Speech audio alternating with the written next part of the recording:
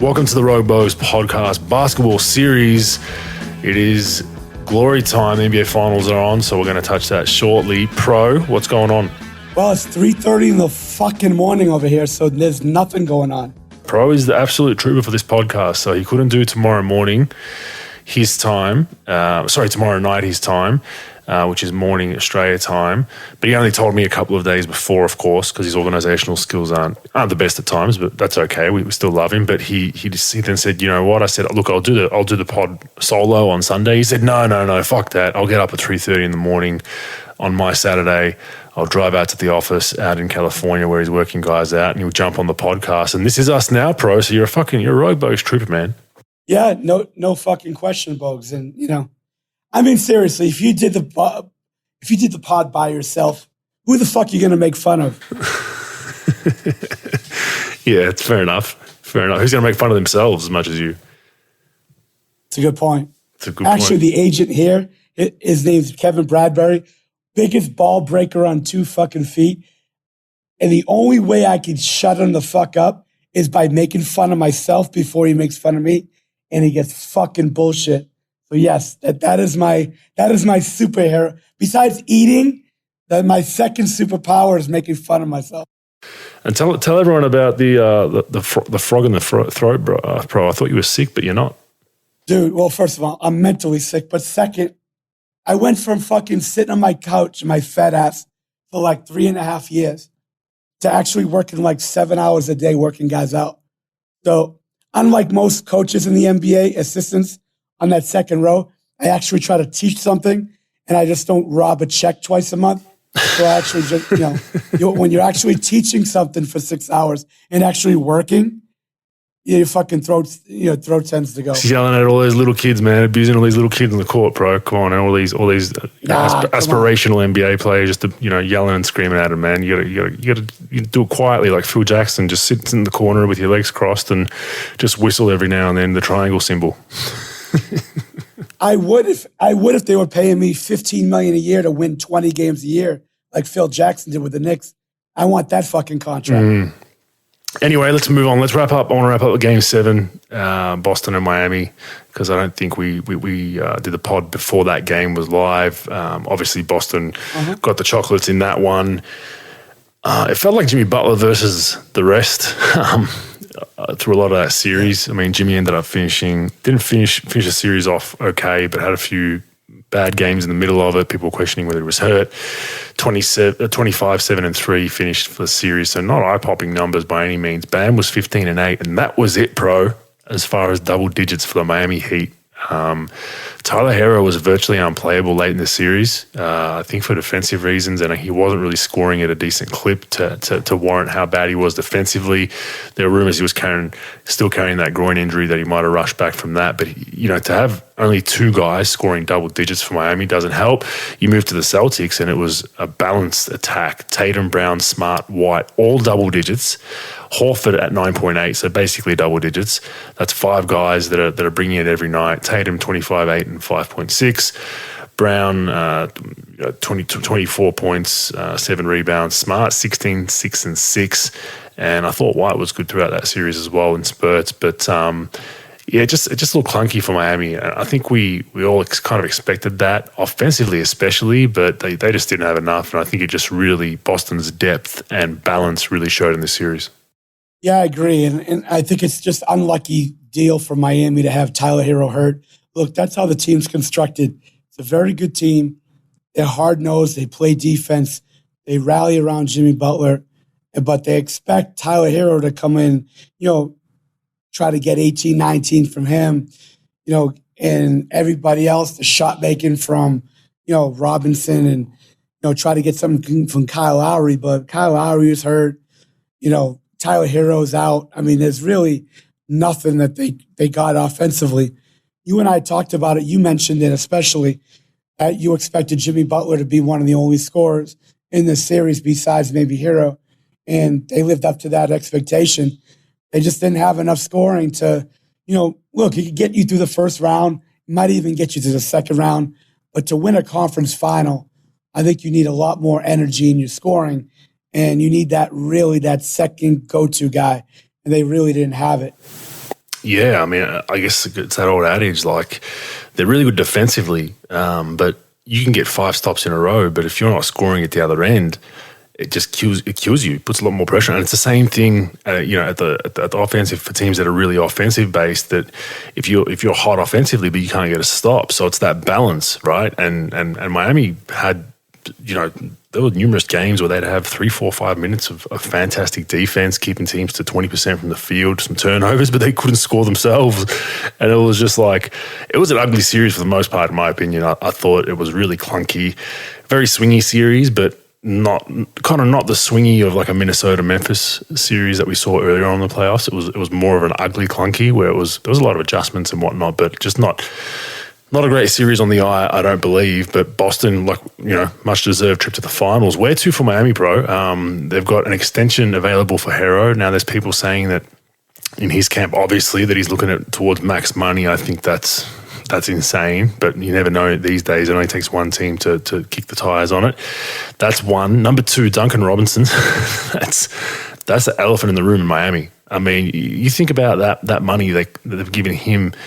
They could get 2 very, very good, third-tier stars for that kind of money, right? Maybe 4th-tier star, really good complementary players. I'm thinking like Andre Iguodala when he came to the Warriors the first time. That kind of money gets you that kind of guy, and you've got a bit of change left. So that's the other one. What's crazy for me is that there were some big contributors minute-wise and in numerous games throughout the playoffs in Strauss, Vincent, and Martin. Not big names, but they played more than Duncan Robinson. Even some of them played more than Hero. I mean, Vincent and Martin played more minutes than Hero late in that series.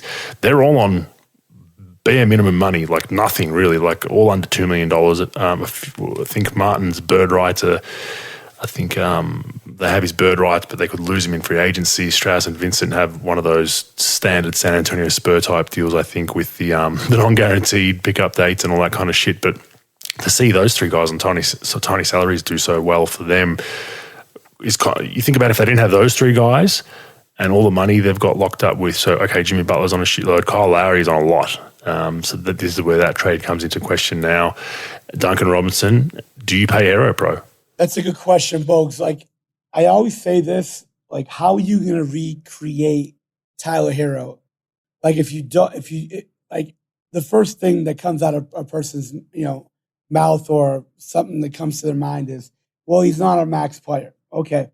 Well, I understand your thought process there, but how are you going to recreate him if he doesn't sign? He's got one more year left at 5.7, and then obviously he's extension eligible. But where are you going to go? Like, where are you going to get another Tyler Hero from? We've been through this time and time again. Everyone said, well, this contract's terrible. It's untradeable. Every type of contract in the last 3 or 4 years has been traded, and we've been through it. The Chris Paul deals, Kyle Lowry. Russell Westbrook deal, Kyle Lowry deal, right? So they're all tradable. What hurts them is Duncan Robinson, you give that money to, you don't play him at all, like later in the playoffs. So what does that do to his like trade value when you say, well, when you're calling the Celtics or you're calling the Phoenix Suns on Duncan Robinson, say, hey, what are you thinking? They're like, hey, asshole, you didn't play him in the fucking playoffs. So are you really expecting us to give you a lot of assets back in this trade for Duncan Robinson? So that's the only problem you have. If you take Tyler Hero off that team, with Jimmy Butler and Adebayo, once you get by Jimmy Butler and Adebayo, where does the scoring come from outside of Hero? So that's the problem. Like, Oladipo, I don't know. Like, he's so out of sync because he's just coming back from the injury, and how does he fit in next season? Is doing well. Yeah, and Vincent. So, Bogues, I would, because I think Hero's got trade value. And I think he could score points for you. If he could do one thing for you, he could definitely make shots and score points. And I think there is value for that. Is he a super max type of player down the line? I don't know. Probably not. But again, it's okay. You don't pay him the max, but if he ever walked, how are you going to get that back? You're not going to get Tyler Hero back in the draft because you're going to be drafting at like 22 or later. You're not going to get him in free agency because all your money's basically spent.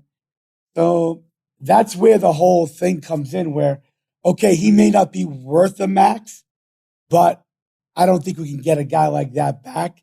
So we might have to roll with it. So and then Oladipo as well. Getting the max. Oladipo as well is a free agent too, right? Yeah. Yeah. Well, Duncan Robinson is owed $64 million at $350,000 to the 25-26 season. So I think that contract's not going to go anywhere. It's going to be a very hard one to sign. A guy I'd compare Hero to kind of Jordan Clarkson to an extent. Jordan Clarkson, 4 years, $50 million. So I think you think Hero's going to get more than that, right? I think he will because look, he's younger. He's done it in the playoffs. He's done it deep in the playoffs. I don't care what you call the bubble. I mean, the agent's going to be like, wait, look, I don't give a fuck if it was a bubble or not. This guy contributed to a finals team. Twice. He's done well. Yeah. He's been consistent. Yeah, 6th man of the year. Plus, everybody gets overpaid anyway. I do compare him a little bit of a Clarkson, but I think he does have more value than Clarkson because Clarkson really didn't hit it in his value probably until year 4 or so in the NBA 5. This kid Hero is doing it probably since his rookie year. So I think he carried the mail for a team a lot earlier than Clarkson did. Remember, Clarkson started his career, I believe, for the Lakers. He didn't really get going until like year 3 or 4. So I think he's going to warrant a max deal, and they're just going to have to roll with it because imagine that team, Bogues, without Hero. You already saw it in the playoffs without Hero. Lowry looked like he's 1,000 years old. I mean, maybe he finds the fountain youth and does a little better. I think you're going to end up paying Hero.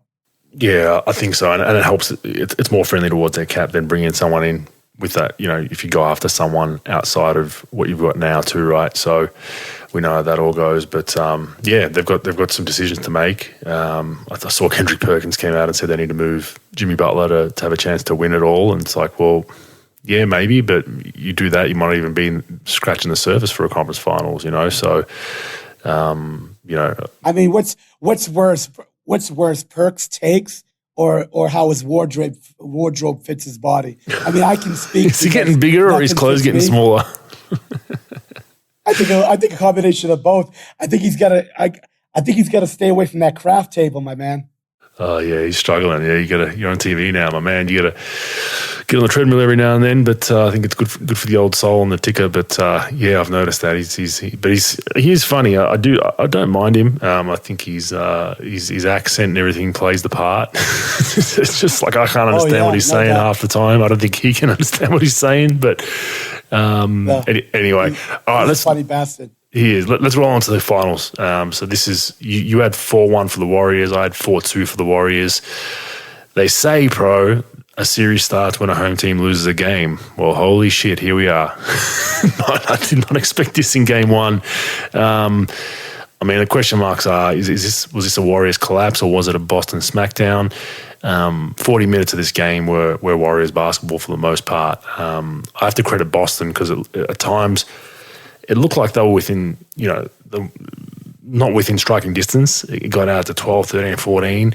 There were even times where I noticed that, the Boston guys early in the game, some missed coverages and the Celtics gave Curry some walk-up threes early. I was worried for Boston. I said, if your coverages are this messed up at the start of a finals game, you're in some trouble, right? And there was some back and forth between the Celtics. Smart and Brown were getting into it a little bit. There was some bad body language, but I got to give them credit, man. They've stuck together, and I guess they had these ups and downs early in the season when we were on their ass about how bad they were.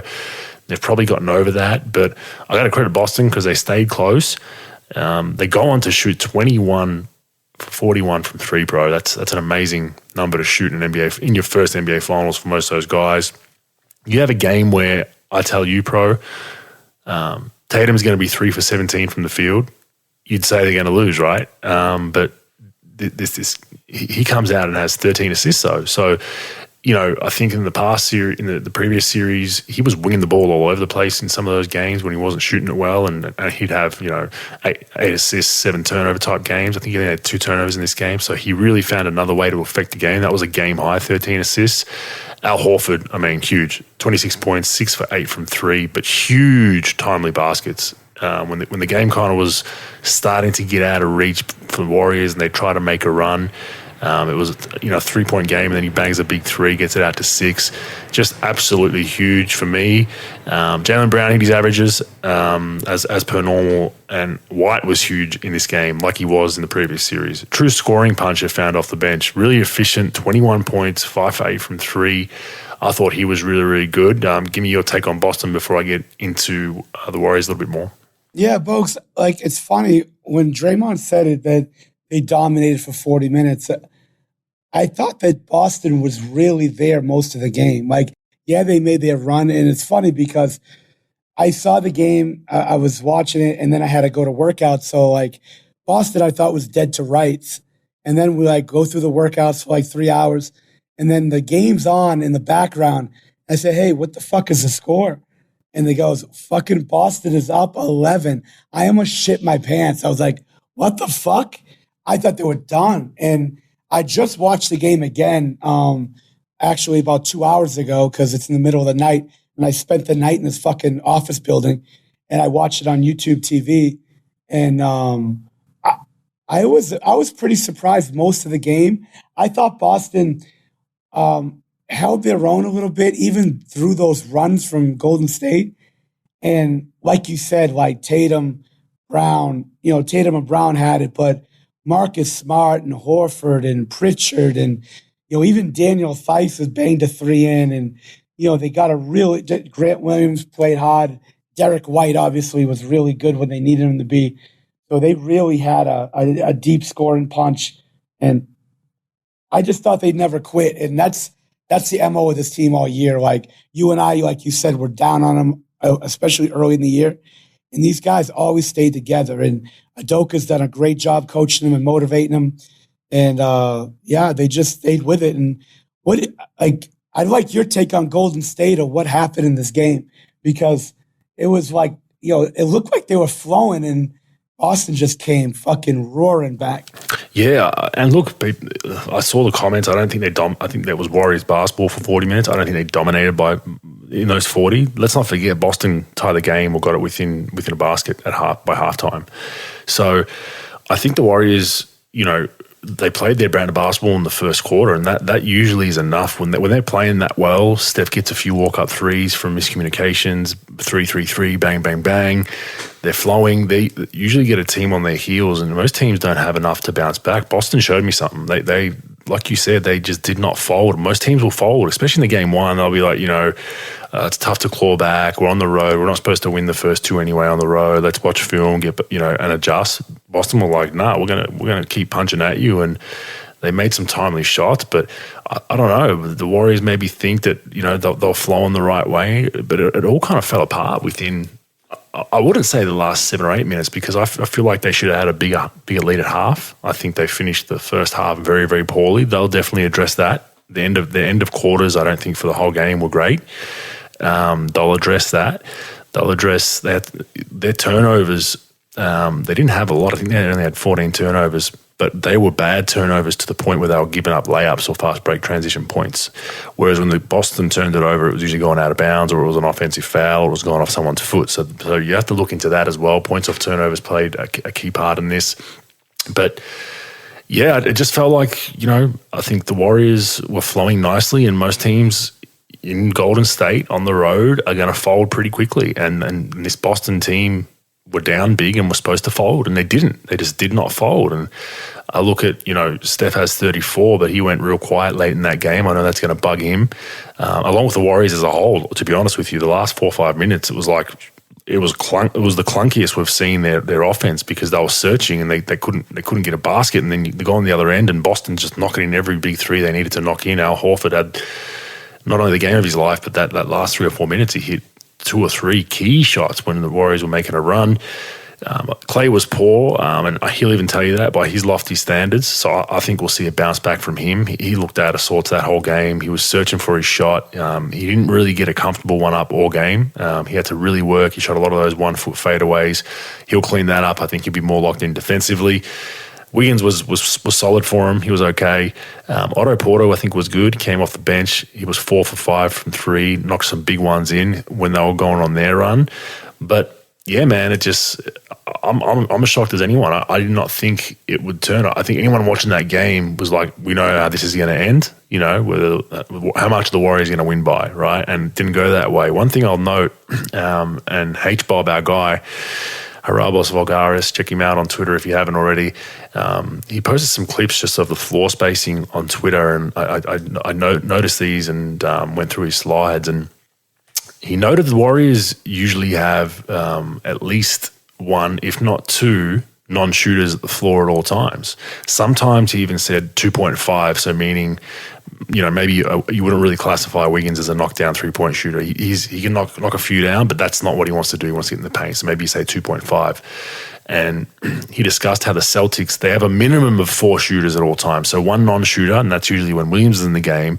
Then all of a sudden they go to the lineups with Horford at the 5, where it's 5 shooters throughout the game. So they never have 2 non-shooters. And he followed this up. You might think, oh, what's the big deal? Who cares? You follow this up, and he tweeted some clips of the floor spacing difference. So I urge everyone to go online and have a look. It's bad. Like it's really, really bad. And it's to the point where Boston's just got that paint loaded up around Steph. They know where Clay is, and then the rest they're gambling and hedging off. And you go down the other end, and the Warriors are stretched on most possessions. They like Draymond to play quarterback, and I think Draymond will watch that film and say, oh, he was quarterbacking too much defensively that game. I think he'd end up on White or Horford at times and was too far in the paint trying to help his teammates out that had the ball under control, and then just couldn't get to those shooters at 3. He'll clean that up, but that was a problem for them. But the floor spacing pro, for those watching the game, the Celtics do a fantastic job of clogging the paint and knowing their scouting report and knowing who to stun off. So sometimes they know, hey, we're going to leave Wiggins wide open because I'm guarding Steph next pass away. I'm not even going to hedge. I'm going to stay home. We're going to dare Wiggins to make it. So, as I said previous series, but both the teams, the others, White for me with Boston, and he has 21 off the bench. They win the game. And for me, it was your Wiggins and those type of guys, Otto Porter. They had okay games, but you're going to need more from them. Draymond Green's going to knock in 3 or 2 as well because they're not, they're really packing off him. But just something really, really useful for those basketball analytics people on Twitter that love to see different things. Go on that account and just check the screenshots of that floor spacing pro. Yeah, I think Wiggins, struggled in the game shooting for sure, 2 for 7. I mean, he's like a 40% three-point shooter though, Bogues. Like he's very streaky. I think he shoots like 39 plus, but he was streaky. And here's the thing though, and again, Boston does such a good job defensively. Do you think Horford's going to come back and continue that offensive juggernaut? Scoring 22, 23 plus. I mean, and does Golden State struggle for that long? I thought Golden State, they obviously didn't put the foot on the gas as much as they should have, and it costed them. But I thought that they just got overrun. And I thought Phil Jackson was much of a blowhard as a coach, and most of his success came with, Hall of Fame players. But that one thing that fucker could do is make adjustments after getting his ass beat in a game in the finals or the semifinals. And that's what coaching is in the NBA. And I think, they got all the horses and they don't have really injuries, Golden State. They have to make some adjustments. They got to move the ball. They can't be turning it over when they turn it over. Their spacing needs to improve. They got to continue to move the ball and get great shots. And they got to hunker down defensively. They can't allow a guy like Horford to score 26 on you. And, but the problem is Boston's got multiple people that can do some harm. And I think what really, really helped Boston was the play of Robert Williams. I mean, that fucker was everywhere, blocking shots, altering shots, rebounding. He's not really a scorer, but what he does lob threat, from though, an energy standpoint, yeah, big time lob threat. He's Looney 9.0, and that's the thing. And yeah, you're right. Like Golden State with 2 non-shooters with Looney and Draymond on the floor for the most of the game. Wiggins cannot be that second and a half guy where he's struggling shooting the ball. This is the playoffs. This is the finals. This is what really constitutes if you're a real all-star or not. if you could really, contribute in games like this. You can't afford to be silent in a final series. So, hey, look, it's one game. They do say that cliche that we've said about 88 fucking times where, it doesn't start until somebody loses a home game. But that's true. I mean, they gotta make the adjustments. They gotta figure it out on film. They got another day to prepare for this thing. They gotta come out swinging. I don't think the series is done by any stretch of the imagination, but they gotta smarten the fuck up. Yeah, and they're going to have to steal one in Boston, but hopefully they can get game 2 just to make it a series. I think they will. Jordan Poole was the other one that was disappointing. And I'm not looking at his offensive numbers. He finished with 9, 2, and 2. Not great numbers, 2 for 7 from the field, but he was their fine guy, Boston's fine guy. They put him in a lot of action, and they were going at him. They were going straight by him. I mean, there's a clip that was trending online where Jaylen Brown did a standard hesitation and left him at the top of the key, and even Steph was waving his hands like, what are you doing? So there's other guys on that team that need to lock in defensively. I think that's why the Warriors have to have Draymond Green and Kevon Looney out there at times defensively, because they know Klay's probably, a slower step than he has been defensively. Steph has gotten much better the last 4 or 5 years defensively, but you can't have him in foul trouble, and he's not going to be a lockdown defender. Wiggins is probably their best perimeter defender. But then all of a sudden you bring in Poole in, and he's not a great defender by any means, so they can't afford not to have Draymond in the game on the defensive end, yet on the offensive end at times it does shrink the floor for him. So they'll make adjustments. This team's been in these positions before. They haven't lost a game 1, I don't think, for a long, long time in a final series. It might have been, I think Toronto might have been 2019 maybe, but other than that, in the rest of their series, they ever really lose a home game, being game 1. But they'll definitely make adjustments. Steve's not afraid to try some things. I mean, they went to a zone at some points of that game, which I thought was interesting as well with the shooting that Boston has out there. They went to a zone. Obviously, it didn't work well. I think he was clutching at straws at that point with adjustments. But it's fun. This is what you want to see. This is what it's all about. Like people are, up in arms about, I can't believe Golden State lost, but you got to give Boston credit. On the flip side, you got Boston fans cheering like they've won it already. So I like the helter skelter and the erraticness of both teams. But just remember, it's 7 games, and this is the fun time of year, and this is what you love to see. So this is why both those coaches earn their money, bro. Yeah, no question, Bogues, and that's it. I mean, you got to be able to make adjustments, and players got to adjust. They got to figure out in film. They got to see what they got to do better. Like Kobe was a master at it. Kobe would, struggle against a certain team. It would be the Rockets or the Jazz. Game 1, they played them a certain way. They're like, look, I got to do better in these areas. And look, this is where the film doesn't lie. You figure it out. It would be one thing if a key member was hurt and they didn't really have the weapons. Yeah, look, they should have stepped on the gas a lot more and really, really fucking, shut down Boston when they had the chance. They didn't. I don't think there's anything wrong with Golden State. Poole's got to step up, and there's some players that got to step up.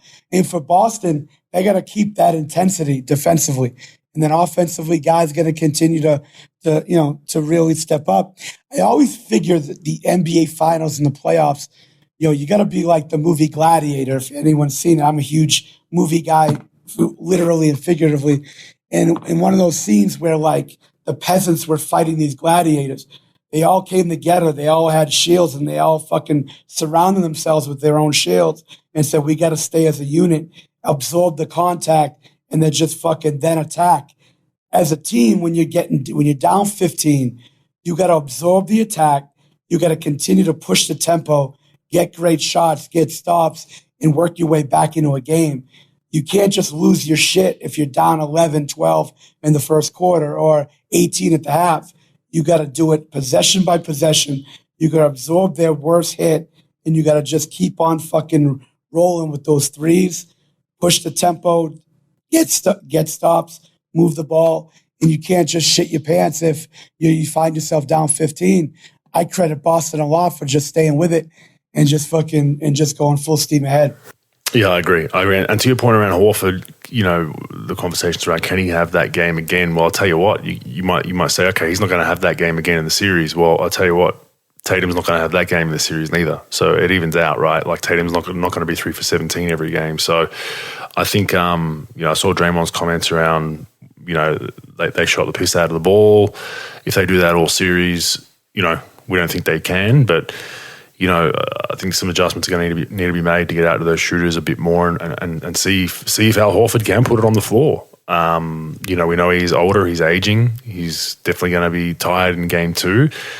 I think it was once he'd knocked his first couple in, it was pretty easy for him. So, but like I said, people that are saying Al Horford's not going to have that game in the series again, well, I can counter that with Tatum's not going to have a game like this in the series again. So we'll see how that goes. But I'm excited. I think this is going to be a great series, and I'm trying to kind of manipulate my schedule over here, Pro, because they come on at about 10, 11 in the morning. So I'm trying to figure things out. I've got a dentist appointment with my son on the Thursday, which is the Wednesday game. So I'm trying to figure out how I'm going to sneak my phone in while he's in the dentist. But we'll see how that one goes. But looking forward to it. Adam Silver had his standard, what is it called, the yearly finals press conference. A few notable comments from it. He's considering all NBA team voting to go positionless, Pro. Just the 15 best players. You like it or not? On the outside, I like the sort of traditional, position. It doesn't surprise me that he's going to this because all the players are complaining about it and wanting, positionless. And you know how he wants to keep those guys happy the best he can. And I think that, it sort of makes sense, though, if you do have years, especially with big guys, where you have multiple big guys that are, that are centers that, are really good, or vice versa with, if you have the 5 best players in the game being wing players or perimeter players, just take your 5 best. To be honest, Bogues, hey, look, I'd rather just take the 5 best players. I'm not against it. I'm a traditionalist, but I am not against it.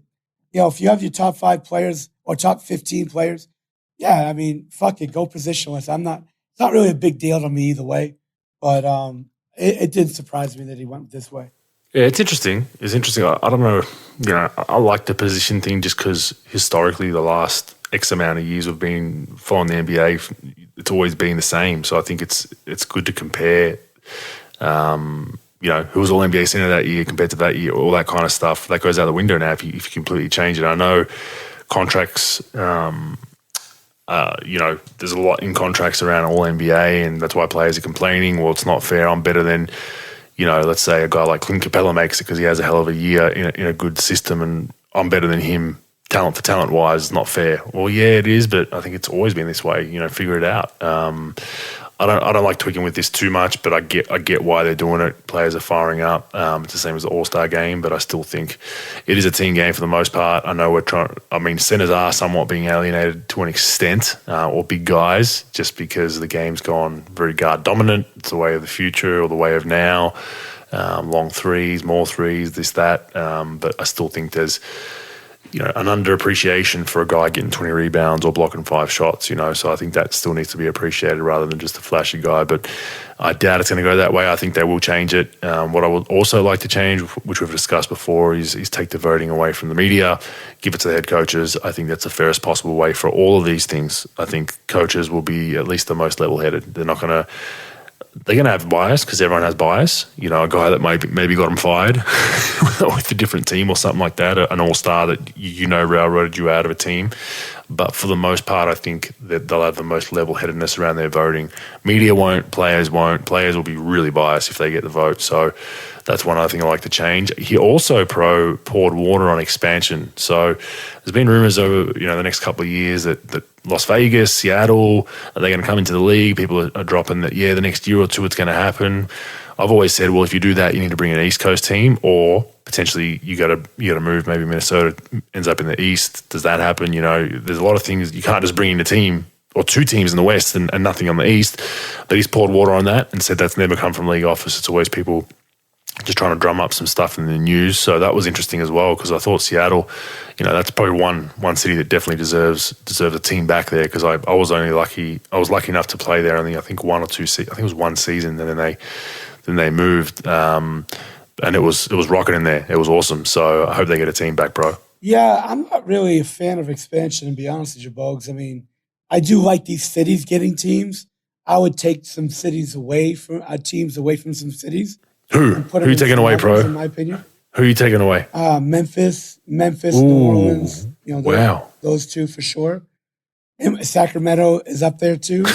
But My thing, Bogues, is this. It's like you add more teams, it just waters the league down even more. And, it just, it gives the opportunity, it gives jobs, it's good for the economy, I guess, if you put it into a team that could support an NBA franchise like a Seattle, like a Las Vegas. But then it's another, 15 players that are in the league, and it just waters it down. But it's not a big deal. Hey, look, if the league wants to expand, I'm all for it. But like I said, I'd rather take it away, like from a New Orleans. No offense to New Orleans, it's just not my cup of tea town wise, but Sacramento either. But it's yeah. I mean, look, the league's always going to look to expand. It's more money. It's more franchise fees. It's more money for the league, and I think they'll always be knocking on the door with it if they can get it. And yeah, what are you going to do? Fuck it, expansion's coming. Yeah, it'll come eventually. But yeah, I mean, Adam has said that it won't be the next couple of years. I think if I was a betting man, West Coast, the next team would be Seattle if there was one. East is hard to pick, bro. Where would you put an East Coast team if so? Let's say a West Coast team comes in 10 years. West Coast, Seattle or Vegas, one of those teams comes in. Where do they go on the East Coast?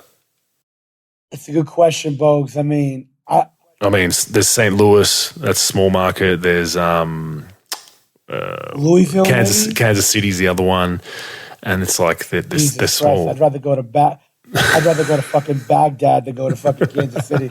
But I would probably go like Chicago Louisville. Second team. No. Oh shit! I do Chicago third team versus going to fucking Kansas City. I've been there. Shit. Unless they put an armored vehicle or SEAL Team 6 on my Uber fucking options, I'm not going to fucking Kansas City. It's like Memphis with worse music, so not as good music as Memphis. That's a great review, great Google review.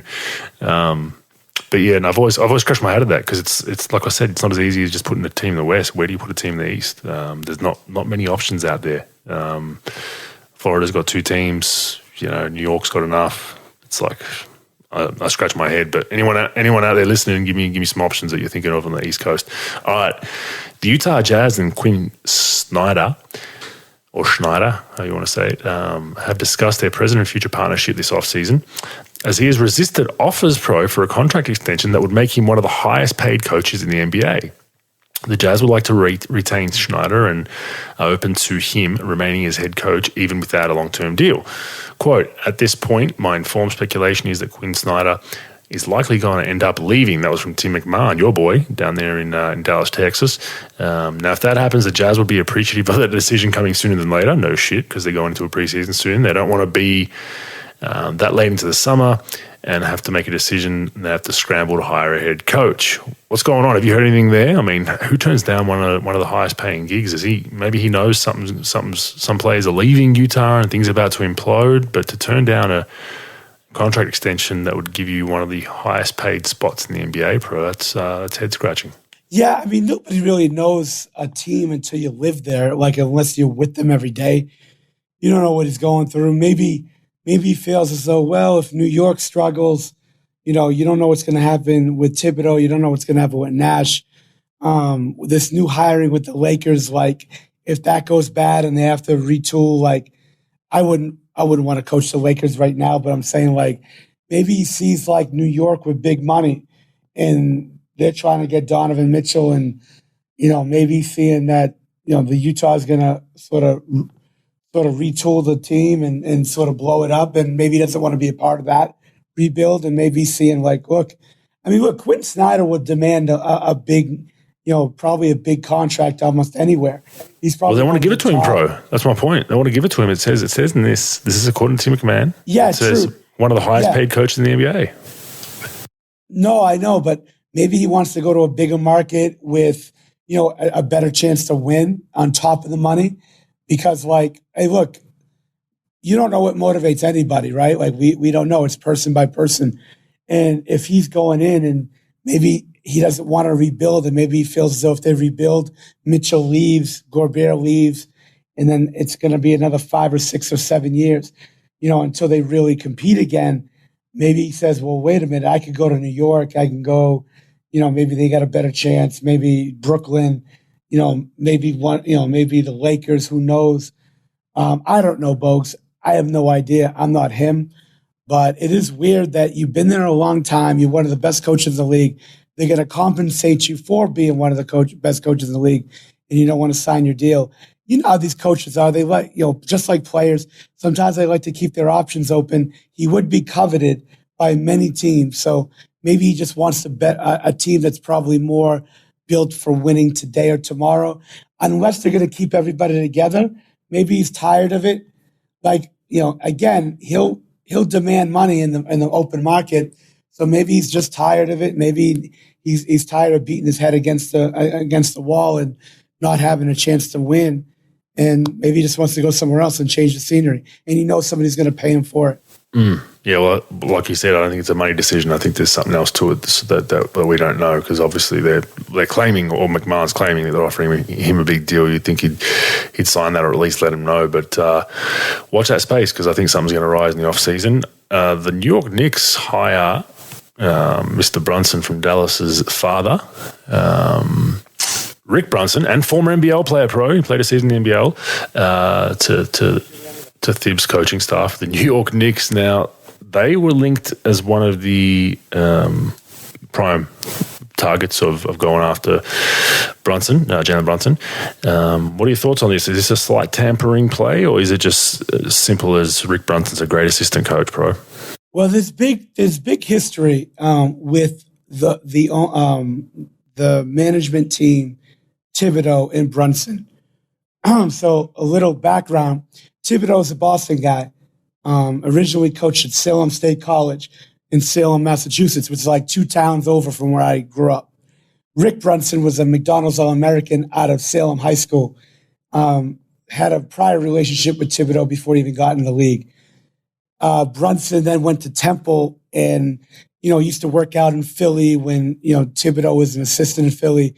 He used to work out in Philly and sort of had a relationship. Leon Rose was Brunson's longtime agent.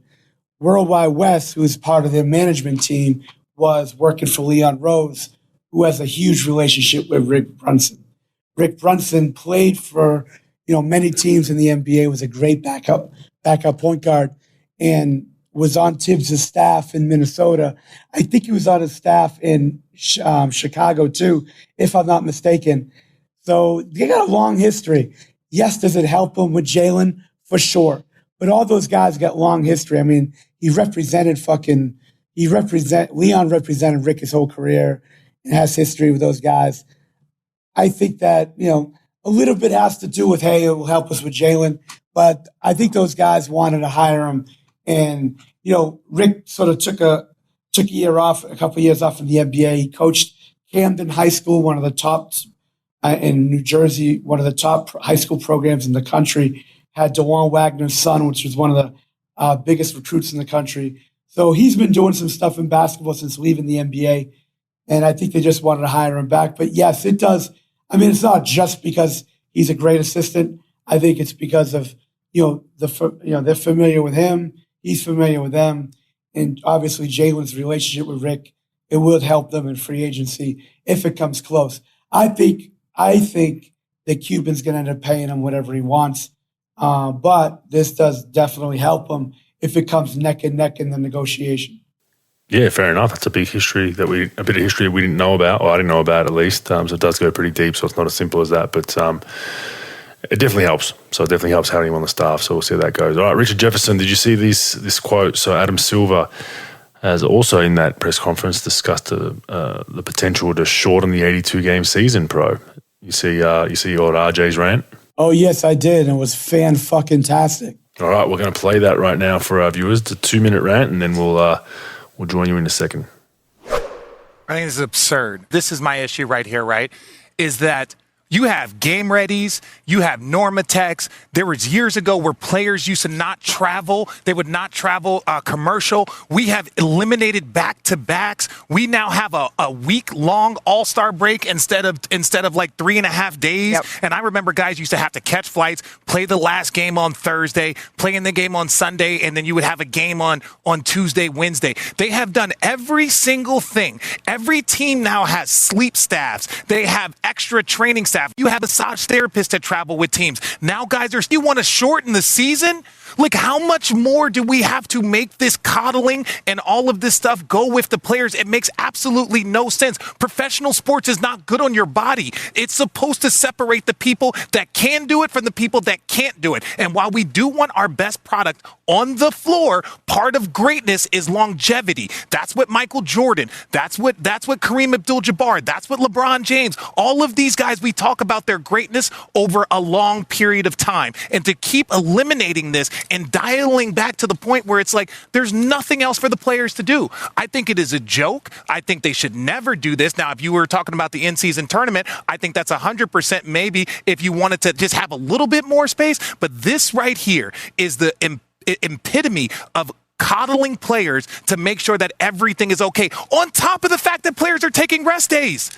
On top of the fact that they're taking rest days right now. So how are you going to give them rest days and then say, well, we're going to shorten it to 60 games. We're going to shorten it to 70 games. At the end of the day, they're still going to take time off. Tell them about the money. The money. Oh, they making all that money. I don't think anyone else is going to be yet. These are the teams. These are the owners need to get on these. It's not just the players. Don't say the players. It's literally, I've seen guys have a thumb injury and not be able to play in back-to-back because they didn't want their conditioning to be off. Right? Like, if you have a thumb injury, you should be in conditioning. And I'm going to stop because I'm getting too excited here. But the fact that we want to talk about shortening the season now with all of this stuff, you tore your ACL. I've missed time before this. And it ain't just because of that. If guys aren't conditioning 24 hours a day to make sure that their bodies are taken care of, that's on them and that's on the team. But shortening the season, you're going to mess with records. You're going to mess with numbers. You're going to mess with so much of our basketball because this group or the way that's handled right now can't handle it. I'm off that. Many valid points there by Richard Jefferson, Pro. That's thanks to ESPN, where he's a talk show analyst, does pre and post game, all that kind of stuff, does some commentary as well. He got heated in that one. He even stood up during it. They're all seated at a table. He even stood up during it. I mean, a word that sticks out is coddling. I think a quote that he made was, pro sports is not good on your body. It's not supposed to be good on your body, but it separates you from the everyday Joes. It separates you as you are an elite athlete. You can do this. Not many people can. Not many people can play in the NBA or the NFL or baseball. And the reason why is, yes, a part of it is skill and talent. A part of it is doing it every night. And it's hard. It's hard when you have injuries. So I think he has a point there. The other one that I liked was towards the end, he said, if you go to a 70-game season or a 60-game season, there's still going to be players taking the games off. There's still going to be rest days. Then they're going to manipulate the 60-game season where a trainer's going to say, oh, we'll get you a rest night tonight. It's not going to change. It's not going to get everyone to play, okay, we're going down to 50 games. Players aren't going to then play 50. They're going to play 42, 43. We're going to buy rest when we can. And that's a part of a strategy to keep guys healthy. But the ending point was it's going to mess with records. It's going to mess, kind of my point of like, do all NBA teams go on positionless? It's going to change NBA history. It's going to change... You know, I'm not big on these top 75 players of all time and top hundreds, but it changes that as well. You know, how do you then, if a guy averages a triple-double in a 50-game season, is it the same as an 82-game season? So I think Richard Jefferson, former teammate of mine twice, great personality, sense of humor. I think he's hit it spot on. I think leave it at 82. Let guys only play 60, 70 of them. That's cool. It's expected these days, but there's no point going lower, bro. Do you agree? Yeah, I totally agree. I think it'll mess a lot of things up. I mean, I did agree with him with a lot of the coddling that goes on in the league and, you know, his thoughts on that. But I think that it's just human nature for anybody to manipulate any type of rule. So you go to, like he said, we go to 82 games, people miss games. You know, they rest and all that. And you go to 60 or 50, just like you said, they manipulate that as well. So, and then think about this, folks. If you go like 70 games, it's almost impossible for a player coming into the league to challenge for the scoring title, to challenge what's going to be LeBron James's title, you know, scoring title career-wise or Kareem's. Oh, yeah, no chance. You know, no chance. No chance. 12 games less. So say a guy is averaging 25 a game. That's like almost 300 points less a year.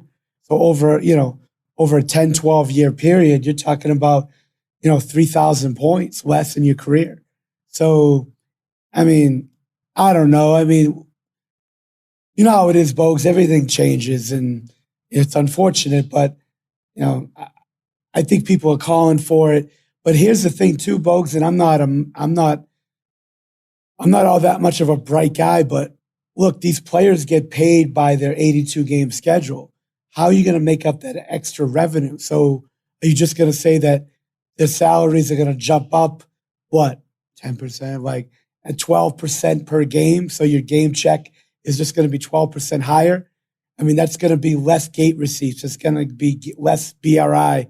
The union ain't having that, bro. Yeah, the union's not going to have that. There's no going down in the union's mind or stating out. So it's a valid point. I mean, I think I just hate change just to change. Like, why? And I've been involved in teams where I've been told to sit, where I was perfectly healthy. Like, they're like, we're resting you tonight, and you have no say in it. And it's like, okay. And I've been in games. I've been with teams that I was really, really badly hurt and still being pushed to play. So every team's different, but it's changed these days. It's like his point around, that sometimes the owners will tell the GM to tell you to sit. We don't want to risk injury. And I get that too, because then the issue is you get to a final series and it's like, why was he playing anyway? Why was he playing, a la KD when he came back with his strained calf and then did his Achilles? Then at the time, because I was with the Warriors, got criticised. Like, why do they rush him back? But if you don't, then it's like, so it's tough, but keep it at 82 games. I just don't like that change just because. Let guys get their rest days in. Yes, guys are coddled. That's the generation we're at. Richard Jefferson. It's not going to change. I would hate to see it go to 60, and I don't think that's going to happen because I know players aren't going to take a pay cut. I know the union's not going to allow it. Obviously, TV money would be less if that happens. Gate receipts will be less. Basketball revenue, basketball-related income will be less. The BRI. So I don't see it happening, pro. I think it's a good talking point. But like you said, Adam Silver loves to appease the players, and sometimes, Adam, it's okay to say no, no, we're not doing that. You don't have to say, oh, we'll think about it, or just say no. And I think this is one of those circumstances. And I wonder who the push is coming from, pro. Do you think it's solely from players? Do you think it's agents? Do you think it's GMs, owners? It wouldn't be the owners, right? Because they have an incentive to play more games. I would think that he's being consulted by a lot of people, players, the players for sure. I don't know, maybe coaches, maybe, hey, look, it's, less time away from family. I have no idea. I would say it's too, like, probably some of the medical people in the NBA are saying, hey, it's bad for the players' bodies. Let's cut it. It's meant to be. It's meant to be. No doubt. There's some mornings I'm retired now from basketball. Some mornings I get out of bed and I'm like, oh shit, I can feel game 445. Got to take a piss in the morning. Like, I'll tell you what, Bogues. If I'm in the NBA, I'm investing a lot of time, resources, and money into taking over youth basketball and mandating that these players play a lot less because. Look, there's so many more injuries in the NBA, it seems like, and maybe I'm wrong, but like these players are playing every fucking weekend. Like growing up, the NBA players, probably in your generation, say your draft class, I would say the average NBA player, guys that come in the NBA draft in high school, starting at age 12 or 13 would play AAU basketball. And they would probably play... so you got April, May, June, July, August, September, October, 7 months of an off season. That's 28 to 30 weekends. I would say the average NBA player, when you were coming into the league, probably played 7 or 8 years of playing 15 to 16 weekends out of the year, not counting their regular high school season, prior of going to college. These players today, Bogues, I would say in the last 3 or 4 years, they play an average of 27 to 28 weekends a year, playing 8 or 9 games a weekend, not counting the workouts of trainers and not counting. I think that youth basketball from 13 to 19 does a lot more strain on the players, physical than an NBA season does because it used to be these guys sort of didn't play all that much. They played, but not nearly as much as they play now. And then they have to go into NBA seasons, and then the medical people have to take care of it. Now you've got it where they're almost doubling up on their consumption of games coming into their college. And now that the NBA people have to deal with it, and it's a lot more stress on the joints and the health of NBA rookies coming into the league now, where I think that it's really, their bodies are really taking a fucking beating. And if I was the NBA, I would limit it where the players can only play a certain amount of weekends, for this AAU stuff. But no, there's no really governing body. United States is one of the only countries in FIBA that doesn't really have a one governing body that controls youth basketball. And it's like the wild, wild west. And these players are just playing too many games. They're working out too much. And it's just like they're taking a beating. And there's really not a lot of rest. And there's not a lot of good science that comes into most of these kids where they're resting and they're doing what's best for their bodies. So I think that when you look at it that way and these players' bodies are breaking down, it's not just from the grueling NBA season. I think it's from the damage they're doing to their bodies prior to getting in the NBA that really starts breaking down their bodies a lot earlier in their careers than it would, say, 8 to 10 years ago. Yeah, it's a fair point, but it's a tough one, isn't it, Pro? Because you'd say at a youth level, you need to put in the extra hours and extra reps, right? I mean, that's the mindset. I think the game thing's a separate point. Like, I totally agree. 9 games on a weekend, that's just ridiculous. I think there's value in doing individual sessions that aren't always 100% full sweat. You can do a nice 1 hour session on touch shooting, right? So I think having that balance, no doubt. But I mean, it's a tough one, isn't it? Because if a kid knows that I'm not at the level where I need to be, I want to get extra work in. How do you say no to that based on fatigue, right? Like they might fall behind the rest of the pack.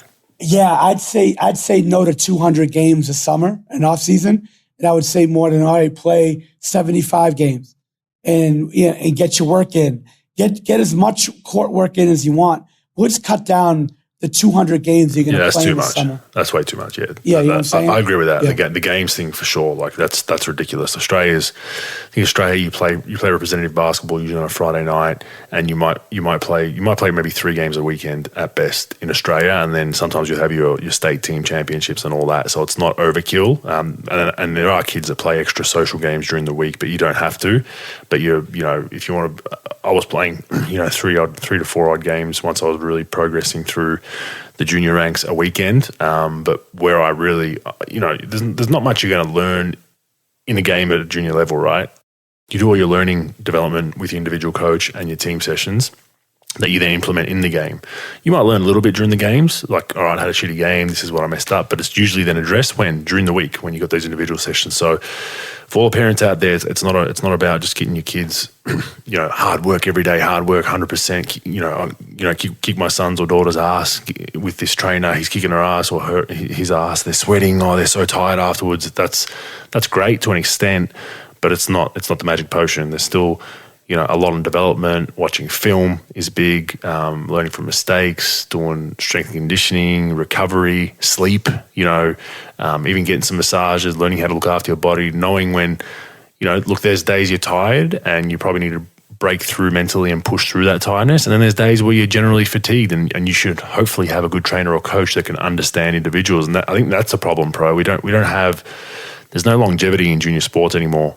You see it a lot in the US with guys will just change high schools or change AAU teams on the click of your fingers. Oh, I don't like that coach. I'm not playing 40 minutes. I'm playing 35. I'm out. It's similar in Australia now where, times get tough and people just bail and you don't have that relationship of knowing your own player. Whereas back in the day, it was like, I've had this kid since he was 12. I know he looks a little tired today. He's not moving well. He doesn't move like that usually. Something's up. We're going to go a little bit lighter today, right? And that's where we get lost with all this movement as well. So I agree with you to an extent. I think the game thing's too much, but it also is tough with the workouts. You want players to feel like they're putting all the work in to give themselves a chance. But as far as the NBA goes, 82 games for me. I'm all in with that. Pro, guess what, man? We got a sponsor. Nice. We got a sponsor. So what do we got? We have, I'm pleased to announce, Dabble has come on board as our sponsor partner, betting sponsor. Dabble is betting meets social media. So I've been on that for a little while. I've done some work with Dabble. Fantastic guys on Dabble. Why is it unique? How is it different from other sporting sports bet apps. You can follow your friends and mates. You can stalk the experts or trending tipsters. So basically, Pro, you can go on this app and you might see some experts you like, maybe H-Bob or myself, and you can basically copy their bets to your account in one tap. So you don't have to go through and then copy it, one by one. Say it's a multi or a bet with 5 different bets on it. You can just click it instantly to your account. You can comment on people's bets. You can join there's a forum on there as well for each different sport. So you can go in there and shoot the shit, which is perfect for what we do. That's why it fits in perfectly. You can just go on there and talk shit. And I've got an account on there. You can follow me, Andrew Bogut, all one word.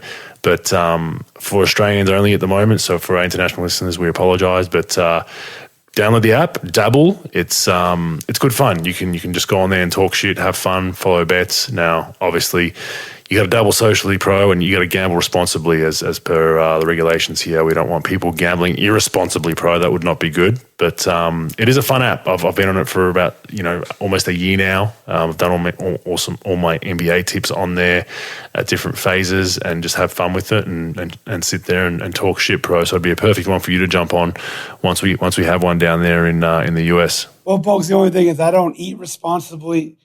I swear responsibly. I don't know if I'm going to gamble responsibly, so I'll think about it. But I appreciate those guys sponsoring us. It's been a long time coming. Yeah. And hey, I have 3 words for them. It's about time. Thanks, Dabble. So if you download that app, download Dabble, jump on board. It's good fun. There's a number of other Australian big name athletes, Heath Shaw, Robbie Farah, that are all on there and have accounts. We all jump on there from time to time and shoot the shit and talk shit. And it's about having fun and enjoying what it's about. And I'll tell you what, it is hard to pick winners in multis at times. Some of these professional sports bettors, they people think it's easy. Like a guy like Hardaway Vulgaris, for what he did and how he grew up, it's hard at times. You got to do a lot of study and a lot of reading, and you also just have to take a gamble every now and then. So download Dabble, have fun, and you'll hear that plug from the next couple of podcasts, and we'll move on. And anyone else who wants to join the Rogue Bogues scene, the podcast, for some sponsorship or advertising for a small business or brand, jump on my website, andrewbogut.com. There's all the info there that you can shoot through a email and let us know what you're thinking, and we'll have a chat and see if it all aligns. But this one aligned perfectly, and the rest is history. All right, NBL Australia, not a whole lot of movement in free agency. Pro still been pretty quiet. DJ Vasiljevic has re-signed with the Sydney Kings, so a huge part of our championship run, made some massive shots in the semi-finals and finals, so that was a no-brainer. We're glad to get that done. We do have some more news coming next week, Pro, for the good old Sydney Kings, so stay tuned for that. Nothing I can announce right now, but some more good news coming next week. The Adelaide 36ers, Pro, have been rumoured to have picked up 2 of the biggest import free agencies in the league. Funnily enough, Pro, they both have the same agent. A bit of leverage use there by the agent. They all have ended up at the same team, and I've been led to believe it is Robert Franks and Antonius Cleveland have both ended up with the Adelaide 36ers. So Antonius Cleveland, of course, one of the best defenders in the league last season, All-NBL first team, hell of a season.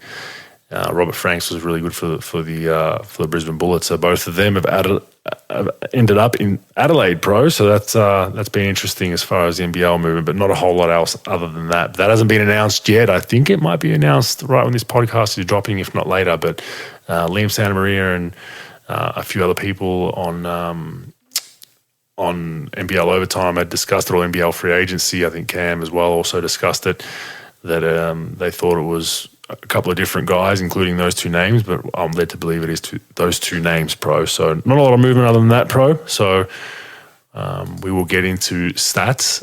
I've got some good ones this week, Pro. So let's do it. Got some real good ones. All right, stats, useful or useless. Darvin Ham makes history, Pro, as the first head coach to have a sandwich meat named after him. Useful or useless? Oh, man. Well, my appetite would say it's fucking useful, but I'd just say it's useless as shit, to be honest, in my opinion. But I say useless. What do you got? Yeah, useless. I just thought you'd like it because we've linked food in the podcast for like the 455th time. So Darvin Ham. I love it. Great sandwich meat. All right, playoff per game averages, Pro. This is your guy, Kobe Bryant. 25.6 points a game, 5.1 rebounds, 4.7 assists, and 1.5 steals. This is player X. Who is this? 26.4 points, 5.3 rebounds, 6.3 assists, and 1.6 steals, all better than Kobe. Who is that, bro? Luka? No. He's still playing. He's playing right now in the NBA Finals. Oh, Tatum? No, it can't be. Not off that game. Steph? Yeah, it is. Steph Curry. So he's 8 times the charm. He's better than Kobe with points, rebounds, which I was shocked in, and assists and steals. So not a lot of people would know that, and I didn't know it until I saw it, and I was like, wow, it's a pretty good stat, knowing how great Kobe was. Steph's right up there with the best of them. That news? What's that? I don't know where I saw that one. I think someone just posted it on a random account, I believe. It was just a screenshot of the stats, because I think there's been some debates about it. So I know one of my friends had a debate with me about who I would take, and it's a tough one. People think you go straight Kobe or straight Steph. Like, you look at the numbers, and Steph's ahead by individual numbers. So anyway, all right, the former Knicks player pro has made the NBA Finals in every season since 1947. Current Celtic Luke Cornett. It was with the Knicks from 17 to 19. Now, footnote, this was a little lazy though, bro, this stat. This was promoted by, I think, Sports Center had it and a few other ones. They counted Penny Hardaway.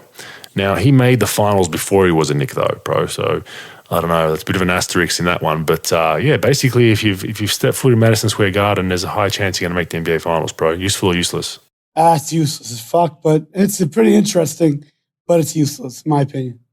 Yeah, I think it's useless as well. And I think just because of the Penny Hardaway thing, threw the stat off completely. He played for Orlando when they went to the finals in 95, and then played for the Knicks in mid-2000s, early 2000s, mid-2000s, so you can't count that. But nonetheless, an interesting one to read about. All right, the NBA Finals will have the largest distance travel gap since 1964, pro. A 6.5 hour grueling flight. Useful or useless?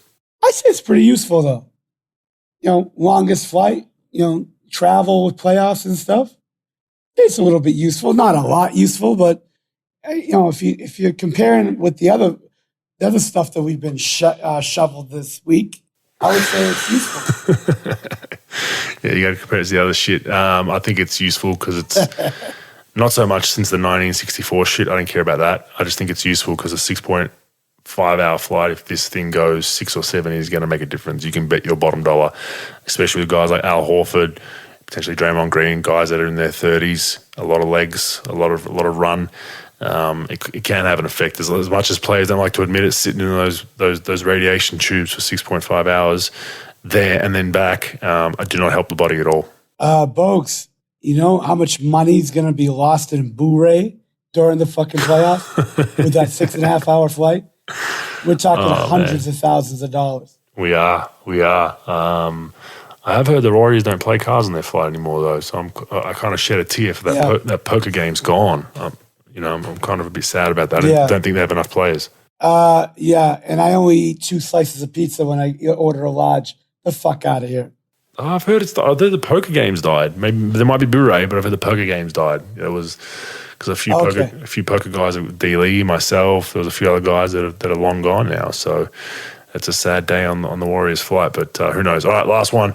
Becky Hammon 9-1 record marks the best 10-game start to a coaching career in WNBA history. Pro, useful, useless? Useless. It's only 10 games. I don't give a fuck about 10 games.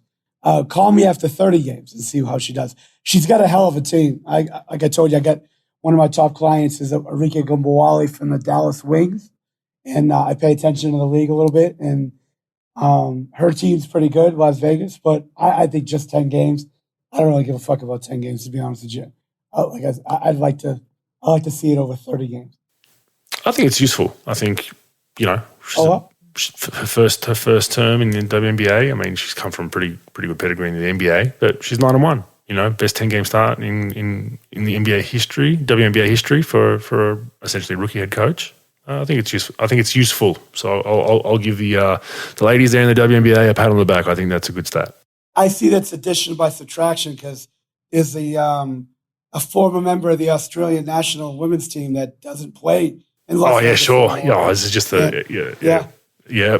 Cambridge is gone, no doubt successful. Hey, Bogues, I'll tell you what. Dallas played LA the other night. She fucking destroyed Dallas.